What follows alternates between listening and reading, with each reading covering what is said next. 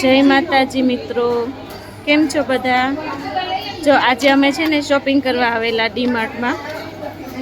તો ધ્યાનને છે ને આ ખુરશી બહુ ગમે છે. ધ્યાન તારે લેવી છે દીકુ? શું લેવું છે? હા, એ ખુરશી લેવી છે? તને બહુ ગમે છે? જો અરે વાહ, ધ્યાનને તો આજે ફુગ્ગા પણ મળી ગયા. બહુ મજા આવે છે ધ્યાનને તો. અહીંયા જો એ ખુરશી તે મૂકતો નથી. ત્યારે લેવી છે ને દીકુ? લેવી છે? ચાલો આપણે લઈ લેશું. હા, બેસવાની મજા આવે છે એમાં દીકુ? ધ્યાન,